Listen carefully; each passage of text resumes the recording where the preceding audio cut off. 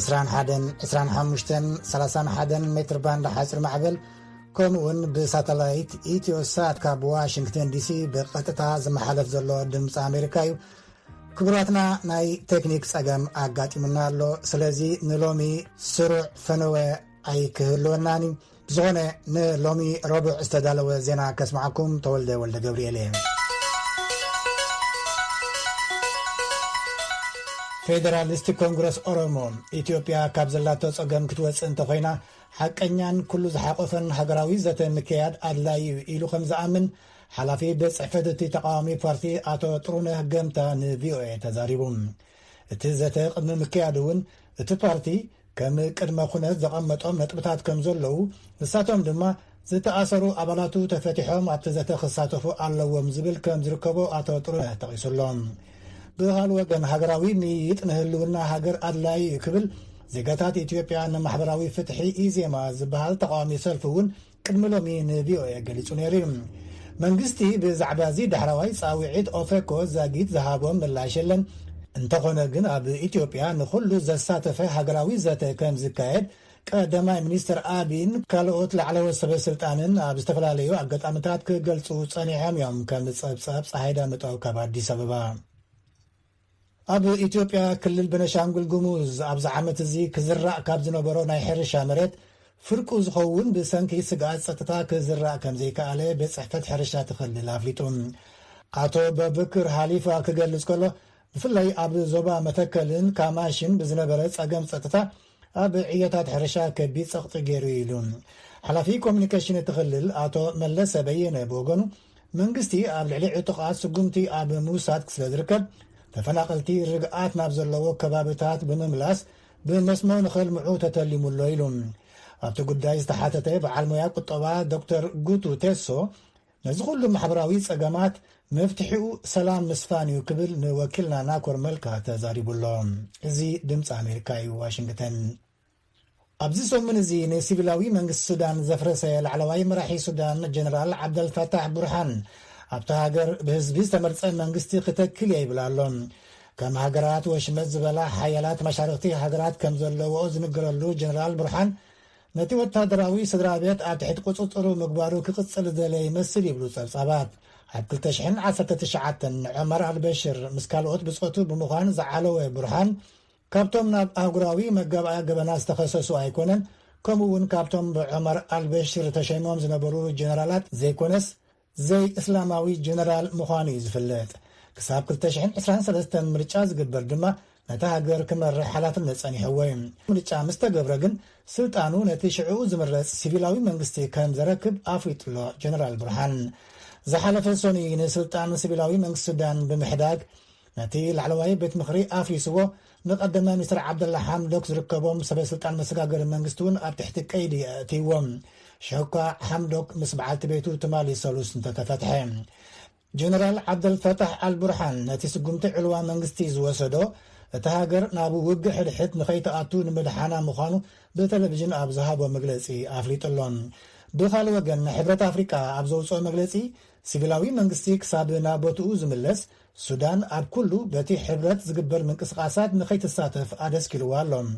ከምኡውን ኣብ ሱዳን ዝተፈጥረ ቅልውላው ንኽፍታሕ ሕብረት ኣፍሪቃ ምስ ኩሎም ዝምልከቶም ኣካላት ኣብ ጽምዶ ንምእታው ናብ ሱዳን ተልእኮ ክገብር ወሲኑሎም። ኩሎም ወገናት ነቲ ኣብ ጁባ ኣብ 2020 ዝተበጽሐ ኣጠቓላሊ ውዕል ክምእዘዙ ድማ ሕብረት ኣፍሪቃ ጸዊዕሎም። ኣብ ዚምባብዌ ቅድሚ ዳርጋ 20 ዓመት ብምዕራባውያን ዝተነብረ እገዳ ንኢኮኖሚቲ ሃገር ይጎድኦ ኢሎም ዚምባብውያን ደገፍቲ መንግስትን ገለ ተቃወምትን እቲ ብምኽንያት ምድንጋር ምርጫን መጋሃሲ ሰብኣዊ መሰላትን ከም ዝተገብረ ዝንገረሉ ማዕቀብ ኣብ መንጎ ዚምባብውያን ናይ ርእይቶ ፍልል ይፈጢሩሎ መሰረት ቪኦኤ ዝዘራረቦም ሰባት።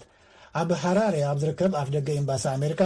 ንዳርጋ 3 ዓመታት እቲ እገዳ ክለዓል ተቃውሞ ካብ ዘስምዑ ዘለዉ ወዲ 38 ዓመት ወንገሳይ ኤምባያጎ እቲ ማዕቀብ ንዝምድና ሃገራት ከይተረፈ ይዕንቅብ ስለ ዘሎ ዩናይትድ ስቴትስ ክተልዕሎ ኣለዋ ክብል ጸዊዕሎም። ናይ ዚምባብዌ ተቃዋማይ ሌበር ፓርቲ ኣብቲ መጀመርታ ነቲ ማዕቀብ ዝደገፈ እኳ እንተኾነ ሕጂ ግን እቲ ማዕቀብ ዝጎድእ ዘሎ ንተራ ዚምባብዋን እምበር ንሰበስልጣን መንግስቲ ኣይኮነን ብምባል ክለዓል ይሓትት ኣሎ። ደቆም ኣብ ወፃኢ ዘምህሩን ብናይ ውልቂ ነፋሪት ዝገሹን ኣይትንክፎምን እዩ ዝጉዳእ ዘሎ ተራ ህዝቢ እዩ ስለዚ እቲ ማዕቀብ ዕላምኡ ስሒት እዩ ይብል መራሕቲ ተቃዋሚ ፓርቲ እንተኾነ እቲ ማዕቀብ ክልዓል ዘይደልዩ ዚምባብያውን ኣለዉ ይብል ወኪልና ካብ ሃራሬ ናይጄርያ ዝዓበየት ኢኮኖሚ ኣፍሪቃ ኣብታ ኣህጉር ፈላማይ ዲጂታል ባጤራ ጀሚራ ባጤራ ኢናይራ ኢኮኖሚ ክሕይልን ዝቕባበ ክከላኸልን ተስፋ ተገይሩሉ ኣሎ ሎሚ ኣብ ቤተ መንግስቲ ሃገር ማእከላይ ባንኪ ናይጄርያ ሰበስልጣን ኣብ ዝተረኸብሉ ነቲ ዲጂታል ባጤራ ገንዘብ ወግዓው ገይርዎ ኣሎ ፕሬዚደንት መሐመዱ ቡሃሪ እውን ኣብቲ እዋን እቲ ሓድሽ ኣገባብ ባጤራ ሓፈሻዊ እቶት ናይጄርያ ኣብ ዝመጽእ 10 ዓመት ብ$28 ቢልዮን ክብከብሎ ኢሉሎም እቲ ዲጂታል ባጤራ ብዘይ ዝኾነ መንጎኛ ክፍሊት ንምፍጻምን ካብ ሰብ ናብ ሰብ ንምስግጋርን ዘሳልጥ እዩ ድሮ እውን ናይጄርያውያን ነቲ ኢናይራ ዝብል ኣብ ክጽዕንዎ ውዒሎም ኣለዉ ነቲ ክሪፕቶካረንሲ ዝበሃል ማእከልነት ዘይብሉ ዓይነት ዲጂታል ምልውዋጥ ገንዘቡን ዘጠቓልል እዩ ናይጄርያ ሕጂ ካብ ኣፍሪቃ ጥራይ ዘይኮነትስ ካብ ዓለም እውን ካብተን ውሑዳት ዲጂታል ባጤራ ዘተኣታተዋ ሃገራት ኮይና ኣላ እንተኾነ ናይ ኢንተርነት ተበጻሕነትን ክእለት ቴክኖሎጂን ኣብ ግምት ዝኣቱ ብድሆታት ምዃኑ ክኢላታት ይገልጹ ኣለዉ ቢል ጌትስ ንዘይ ማዕበላ ሃገራት ክኒና ኮቪድ ንኽበጽሕን ናይ ሚልዮናት ዶላራት ሓገዚ መባጽዕ ኣሎም ኣብዚ ኣብ ዩናይትድ ስቴትስ ሓድሽን ተስፋ ዝህብን ህጹጽ ክኒና ኮቪድ ኣብ ዝጽንዓሉ ዘሎ እዋን ነቲ ዝተረፈ ዓለም እውን ናይ ገንዘብ ሓገዝ ይግብረሉ ኣሎ ነቲ ክኒና ዘሰርሖ መርክ ዝተባሃለ ፋብሪካ እቲ ማልኑፒራቪር ዝተባሃለ ክኒና ኮሮና ቫይረስ ንኸይባዛሕ ዝከላኸል ይብል ሕጂ ነዚ ክኒና እዚኡ ናብ ድኻ ሃገራት ንምክፍፋል ክሕግዝ እየ ዝብል ዘሎ ናይ ዓለምና ሃብታምን ወናኒ ማይክሮሶፍትን ቢል ጌትስ ምምሕዳር መግብን መድሃኒትን ዩናይትድ ስቴትስ ነቲ ክኒና ንህጹጽ ረብሓ እንተኣጽዲቕዎ ቅድሚ ሓድሽ ዓመት ምእታው ኣብ ጠቕሚ ክውዕል ተባሂሉሎም ናብ ዘይማዕበላ ሃገራት ግን ናይ ገንዘብን ምክፍፋልን ብድሆታት ከም ዝህሉ ርኢ ኮይኑሎም ኣብ መወዳእታ ቻይና ታይዋን ናብ ሕቡራት ሃገራት ክጽምበር መሰል የብላን ኢላ ቻይና ከምኡ ዝበለት ዩናይትድ ስቴትስ እታ ዴሞክራሲያዊት ደሴት ኣብ ሕቡራት ሃገራት ዝዓበየ ተሳትፎ ይግባእ እዩ ድሕሪ ምባላ እዩ ሓፈሻዊ ባይቶ ሕቡራት ሃገራት ንቻይና ኣብ ሕቡራት ሃገራት መንበር ሂቡ ንታይዋን ግን መንበር ብምኽላእ ድምፂ ዝሃበሉ 50 ዓመት ምኽንያት ብምግባር መግለፂ ዝሃበ ሚኒስትር ወፃኢ ኣሜሪካ አንቶኒ ብሊንከን ታይዋን ካብቲ ዓለማዊ ኣካል ተገሊላ ንቕጻላ ዘጣዒሱ ኢሉሎም ቻይና ንታይዋን ናብ ሓድነት ክትመልሰያ ትጽበያ ዘላ ክሳብ ብሓይሊ እውን ክመልሰያ ትብል ኣብ 1949 እዩ ነይሩ መንግስቲ ቻይና ኣብ ኩናት ሕድሕድ ቻይና ብኮሙኒስቲ ፓርቲ ምስ ተሳዕረ ናብ ታይዋን ሃዲሙ ድሕሪኡ ግን ኣካል ግዝኣት ቻይና ኮይና ክትቅጽል ተበይኑላ ክሳብ ሎሚ ሽሑ እኳ በይና ክትከውን ብዙሕ ጻዕርታት እንተገበረት ዜና በዚ ፍጸም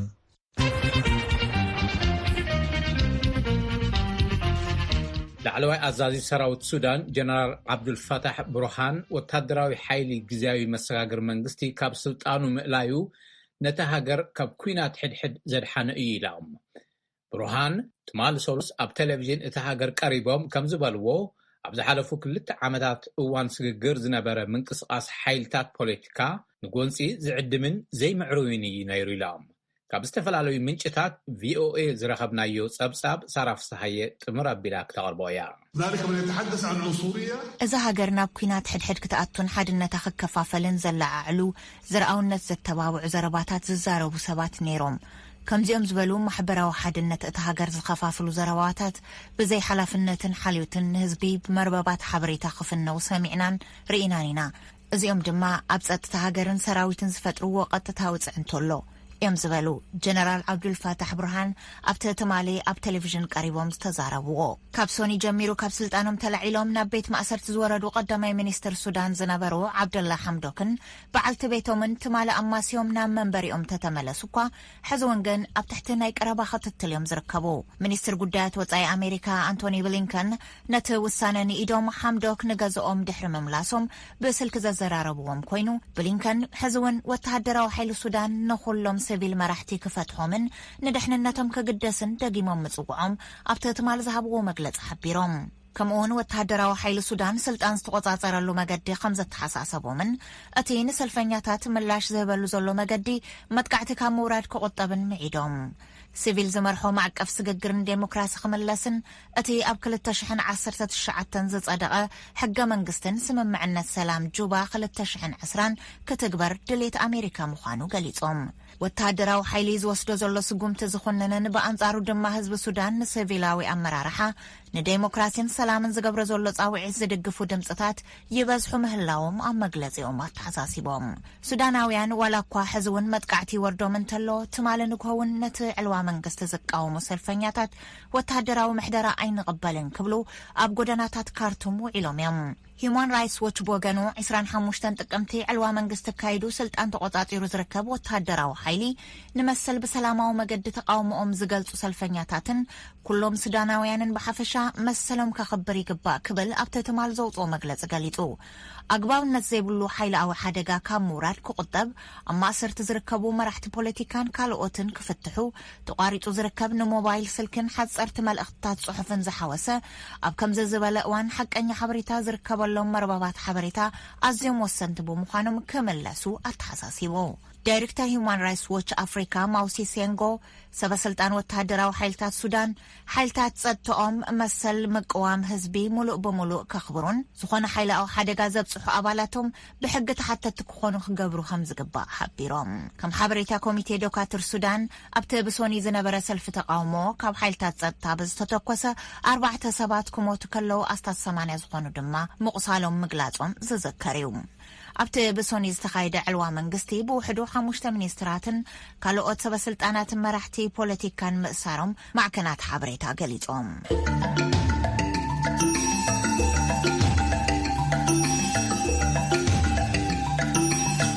ክብራት ዕድማት ድምፂ ኣሜሪካ ናይ ሎሚ ረቡዕ ፈነወና ብስሩዕ ይኸይደለን ንዘጋጠመ ናይ ቴክኒክ ጉዳይ ደጊምና ይቕረታ ንሓትት ብዝከኣል መጠን ንሳኹም ክንጸንሕ ክንፍትን ኢና ሰሰናዩ ናይ ሎሚ መዘራረብ ዛዕባ ህዝቢ ምስ ህዝቢ ኣጠቓቕማ ማሕበራዊ ሚድያን ግጭትን እዩ ኣሉታውን ኣወንታውን ታራ ማሕበራዊ ሚድያን ተኣሳሰርቲ ነጥብታትን ኣልዒሎም ሓሳባቶም ከካፍሉና ክልተ ኣጋይሽ ዓዲምና ኣለና ዶክተር ሙሴ ተስፋ ጌርግስ ካብ ዊኒፔግ ካናዳን ገብረ ክርስቶስ ገብረ ስላሴ ካብ ኣምስተርዳም ኔዘርላንድስን እዮም ምሁር ታሪክ ዶክተር ሙሴ ኣብ ዝተፈላለዩ ዩኒቨርሲታት ን10 ዓመታት ዝመሃረን ኣብ ዊኒፔግ ተመራማሪን ኣማኻርን ሕጊ ኢሚግሬሽን እዩ ገብረ ክርስቶስ ገብረ ስላሴ ድማ ተመራማራይ ስነ ልሳን ኮምፒውተር ሳይንስ ኮይኑ ኣብ ሕብረተሰብን ማሕበራዊ ሚድያን ኣድሂቡ የጽንዕ ሳልሳይ ዲግሪ ትምህርቱ ኣብ ምዝዛም ከም ዝርከብን ምስ ምጅማር ኩናት ትግራይ ተኣሳሲሩ ጽሑፍን መረዳእታታትን ዝወጸላ ትግሃት ዳካም ትበሃል መርበብ ሓበሬታን ስነ ልሳን ሰርሐላ መርምሩ ዳካም ዝተባሃለት ካልእቲ መርበብ ሓበሬታ ከም ዘመሓድርን ስራሕቱ እውን ባዕሉ ከም ዝሰርሖን ይገልጽ ኣቶ ገብረ ክርስቶስ ኣነ ገብረ መድህን ብስልኪ ኣዘራርብዮም ኣለኹ ዶክተር ሙሴ ብዛዕባ ማሕበራዊ ሚድያ ዘለዎ ርእይቶ ብምሃብ ይጅመር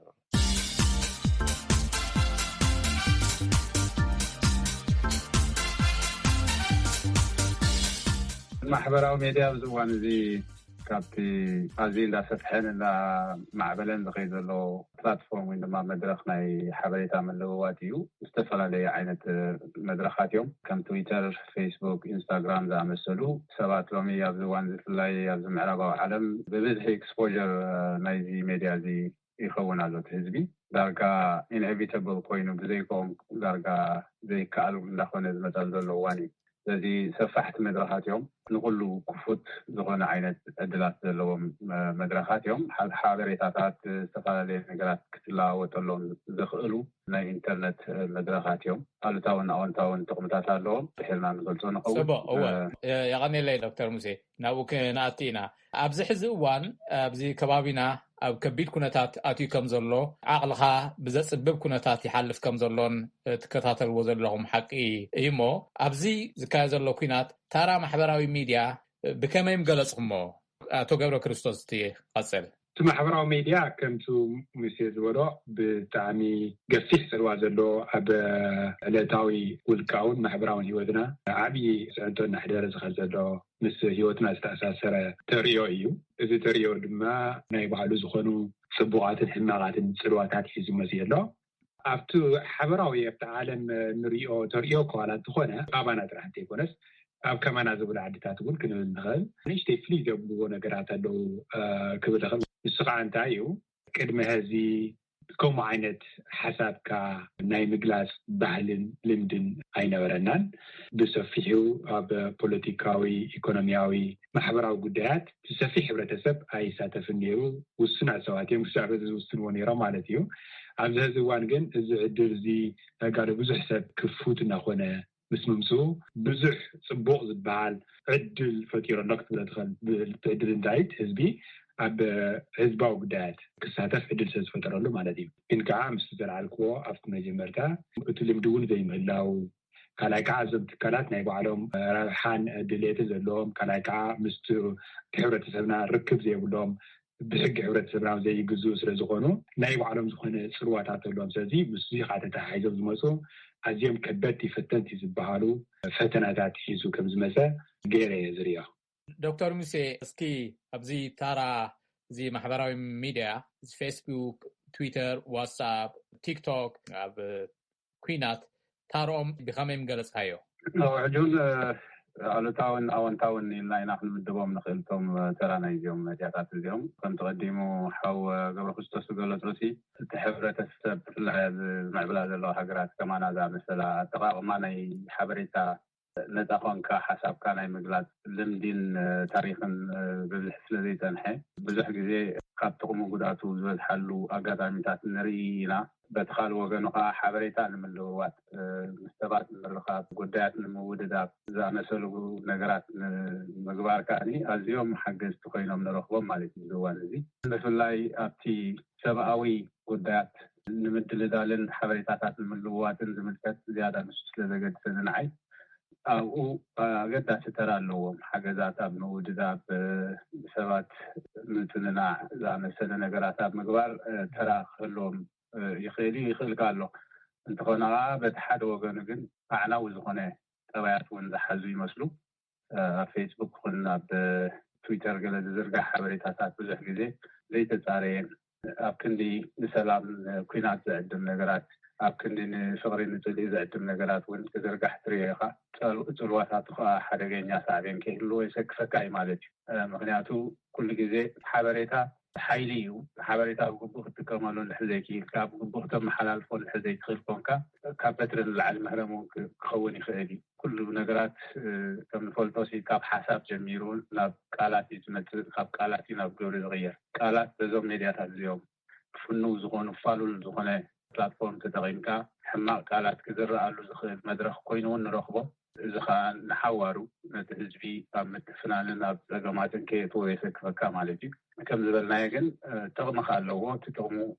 ኣብ ምውድዳባት ሰባት ኢኒ ናብ ምባል ምፍላጥ ጉዳያትካ ብግቡእ ክትወዳድብ እውን ዘኽእል ባይታ እዩ ክትብሎ ትኽእል ኢኻ እዚ ግን ብጥንቃቐ ምስ ትጥቀመሉ እዩ ጥንቃቐ የድልዮ እዩ እታ ኣሉታዊ ጀሚርዋ ዘሎ ዶክተር ሙሴ ኣብኣ ክትቐፅለላ ኣቶ ገብረ ክርስቶስ እዚ ናይ ማሕበራዊ ሚድያ ኣሉታዊ ተራ ብኸመይ የሚገለጽካዮ ብሓቂ ሰፊሕ ርእሲ እዩ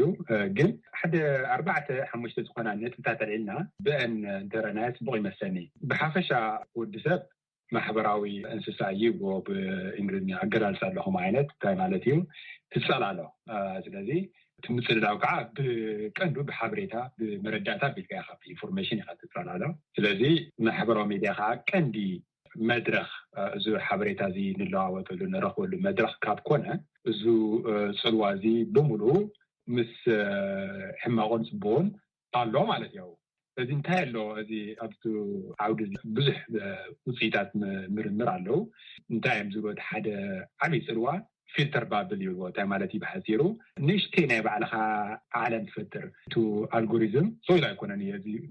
ፌስቡክ ዋላ ጉግል ወላ ካሊእ ብርግፅ ኩሎም ማለት እንታይ ኣለዎ ኣብ ታሪክ ኣብ ዕረፍትካ ተመርኪሶም እዮም ሓበሬታ ዝህቡካ ማለት እዩ ክትሪኦ ዝውስኑልካ ሓበሬታ ኣብ ታሪካን ኣብቱ ኔትወርክ ወይ ከዓ ኣብቱ ዘለካ ማሕበራዊ ምትእስሳር ተመስሪቶም እዮም ዝህቡካ ስለዚ ስኻ እንታይ ማለት እዩ መጀመርታ ዝኾነ ነገር ድሌት እንተሪኢካ ብውዕርዮም ክደፉካ ይኽእሉ ማለት እዩ እንታይ ማለት እዩ ኣብነት ኣብ ጎንፂ ኣብ ግዛዕ ተትኩር ኮይንካ ኩሉ ትሪኦ ሓበሬታ ዳርጋ ጥራሕ ንሱ ክኾን ይኽእል ወይ ከዓ ስለ ዓወት ናይ ማሕበረሰብካ ወይ ዝኾነ ሕማቕ ነገር ስለዚ እቲ ኣልጎሪዝም ከዓ ይውስኸካ ንሱ ድሓር እንታይ ይኾን ማለት እዩ ዓለምካ ብዙሕ ሓበሬታ ኢኻ ትረክብ ዘለካ ግን ከዓ ተመምዩ ኣብቱ ዝተወሰነቱ ኣልጎሪዝም ዝወሰነልካ ኣብ ዝተወሰነ ነገር ተመርኪሱ ዝወሰነ ውሳነ ኣብ ኣተመርኩሰ ጥራሕ ማለት ስለዚ እዚ ፊልተር ባብል ይብዎ ኣዝዩ ሓደገኛ ኩነት እዩ ምክንያቱ ወዲ ሰብ ዝተፈላለየ ሓበሬታ ክረክብ ስለ ዘሎ ዝተፈላለየ ሓበሬታ ዝረክብ እዩ ጥዑይ ውሳነ ክውስን ዝኽእል ጥዑይ ርዲት ክህልዎ ዝኽእል ማለት እዩ ስለዚ እዚ ሓደ ዓብዪ ፀገም እዩ ከም ሓደ ንእስ ዝበለ ክፋል እንታይ ኣሎ እዚ ኢኮ ቻምበር ዝብልዎ ኣሎ ወይ ከዓ እንታይ ማለት እዩ ብትግርኛ እንታይ ክንብል ንኽእል ገዋሕታ ትሰምዕ ማለት እዩ እንታይ ማለት እዩ ብካልእ ኣባህላ ተመሳሰልቲ መዕረፍትካ ብፍላይ ማሕበራዊ ሚድያ ዕረፍቲ ድኾንካ ይትእልሽ መሓዙት ዝኾነ ኔትወርክ ኢኻ ትፈጥር ስለዚ እቶም ኔትወርክ ትገብሮም ሰባት ብፍላይ ንስኻ ዝሰማምዑ ጥራሕቲ ኮይኖም ትውስኻ ትብሉ ሓበሬታ ናባኣቶም ትሳቶም ዝብልዎ ናባኻ እናተመላለሰ ግን ተመሳሳላይ ሓበሬታ ስለዝኾነ ካብኡ ርዲኢትካ የጣምሞ ማለት እዩ ዓለም ኩሉ ከምኡ ይመስለካ ስለዚ እዚ ኢኮ ቻምበር ዝብልዎ ሓደ ኣዝዩ ኣፀጋሚ ኩነት እዩ ሓደ ወዲ ሰብ ኣብ ከምዚ ዓይነት ነገር እንተኣትዩ ክወፅእ ካሊእ መረዳእታ ከም ዘሎ ዘይክፍልጥ ይኽእል እዩ ማለት እዩ ካሊእ ብመሰረት እቶም ኣልጎሪዝማት ዝገብሩ ሓደ ፀገም ወይ ከዓ ፅቡቅ ክትብሎ ትኽእል ግን እንታይ እዮም ዝገብሩ ዝኾነ ነገር ከመይ እዮም ሓደ ብዙሕ ስለዝኾነ ሓበሬታ ወይ መረዳእታታት ኣብ ዘሎ ሰብ ዝልጥፎ ይመምይዎ እዮም እዚ ብዙሕ ሰብ ክሪኦ ኣለዎ እዚ ከዓ ውሑድ ሰብ ክሪኦ ኣለዎ ናበል እዮም ዝመምይዎ ማለት እዩ ትመመይ መንገዶም ከዓ እቲ ቀንዲ ረቑሕታቱ እንታይ እዩ ክንደይ ሰባት ተቀዳዲሞም ፈትዎም ኣለዉ ክንደይ ሰባት ከርእቶ ሂቦም ኣለዉ ክንደይ ሰባት ከኣንቢቦም እዮም እዚ ብተፈጥሮ ወዲ ሰብ ከዓ እንታይ ኣለዎ ዝኾነ ሓድሽ ዝመስል ብፍላይ ሕማቕ ነገር ናይ ምንባብ ዝንባል ኣለዎ ስለዚ ኣልጎሪዝም ከዓ እቲ ሕማቕ ነገር ጎሊሁ ካልእ ሰባት እውን ብዙሓት ሰባት ክሪእዎ ይገብር ማለት እዩ በዚ ድማ ዝርግሕኡ ብጣዕሚ ይውስኽ ብዙሓት ሰባት ይሪእዎ ስለዚ ሓሸት ኮይኑ እውን ከም ንቡር ይወስዶ ማለት እዩ ብዙሕ ሰብ ካሊእ እቲ ማሕበራዊ ሚድያ እንታይ ኣለዎ ሃፍቲ ድልየት ፖለቲካዊ ረብሓ ዘለዎም ሰባት ተዋዲዶም ገንዘብ ኣውፅኦም ዝኾነ ስራሕ ይሰርሑ እዚ ኣብ ዝቀረባ እዋን ዝክርቲ ኮይንካ ፌስቡክ ሓደ ግዜ ኣውፂኡ ነይሩ ኣብ ኢትዮጵያ እዚ 62 ዝኾኑ ኣካውንት ኣጥፊእ ኣለኹ ምክንያቱ እሙን ዘይኮነ ሓበሬታ ዘይኮንዎ ኮይኖም ሰብ ክደናግሩ ይሰርሑ ነይሮም እዮም ኢሉ እዞም 62 ሰባት ወይ ተፈጥሮ ኣካውንት 49 ፔጅ እንታይ ይገብሩ ነይሮም የመሓድሩ ነይሮም ዝተፈላለዩ ገጻት ማለት እዩ 26 ጉጅለታት ከዓ ነይርዎም ኣብ ኢንስታግራም ነይሮም ማለት ስለዚኣቶም ኮነ ኢሎም ዝኾነ ፖለቲካዊ ኣጀንዳ ክደፍኡ ስለ ዝደለዩ ዝተፈላለዩ ሰባት መሲሎም ግን ሓደ እናሃለዉ ከምኡ ነገራት ይፈጥሩ ማለት ስለዚ እቲ ሕብረተሰብ ዝኾነ ዝደልይዎ ርዲኢት ክፈጥሩ ደልዮም ኣለዎ ማለት እዩ ስለዚ እቲ ሕብረተሰብ ከዓ እዚ ከምዚ ነገር እዚ መመመይ ስለዘይብሉ ሓቂ ይወስዶ ማለት እዩ ስለዚኣቶም ኣብ ጊዜሜል እና ፌስቡክ ትዝክር ኮይንካ ከምኡ ናብ ቀረባ ፋኖ ኔትወርክ ዝበሃል ከምኡ ከምዚ ዝተገበረ ርኢና ነርና እዚ ኣባና ከዓ ፍልይ ዝበለ እንታይ ኣሎ ብፍላይ ማለት እዩ ብፍላይ ኩነታት ፍልይ ዝገብሮ እቶም ወነንቲ ማሕበራዊ ሚድያ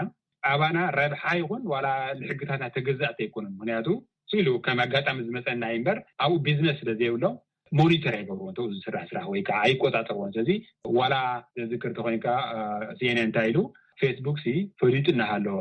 ሓደጋ ኣብ ኢትዮጵያ ፅልኢ ይዝራእ እናሃለወ ግን ብዙሕ ድሌት ዘይብሎም ሲሎም ዕሽሽ ኢሎምዎ ስኢሉ ከም ዝቐፀለ ማለት እዩ ሓበሬታ ወፂኢ ትማልታት ሪኦም ትኾኑ ኢኹም ናይቲ ሕብረተሰብና ሓበሬታ ናይ ምምዕማይ ዓቕሚ ሽግር ኣሎ ካልኣይ ከዓ መብዛሕትኡ ትነጠፋ ሕብረተሰብ ካብቱ ማእኸል ሕብረተሰብ ወፂኡ ኣብ ዲያስፖራ ዝነብር ሰብ ዝኾነ ብሕጊ እውን ክትጥይቆ ፀጋሚ ካልኣይ ከዓ ምስ ሂወቱ እውን ዝኾነ ሳዕብየን የብሉን ስለዚ እዚኦም ኣዝዮም ኣብተሳቶም እውን ዘደጋገፉ ወይ ከዓ ዝተሓጋገዙ ፀገማት ኣብቲ ሕብረተሰብና ዓብዪ ኣሉታዊ ፅልዋ ይፈጥሩ ኣለዉ ክበሃል ይኽእል ናብታ ተቐፅል ሕቶ ናብ ዶክተር ሙሴ ቅድሚ ምኻደይ ሓደ ኣብ ቴክኖሎጂ ዝጥቀሙሉ ሕዚ እውን ደጋጊምካ ትጥቀሞ ዝነበርካ ቃል እዚ ኣልጎሪዝም እንታይ ማለት እዩ ኣልጎሪዝም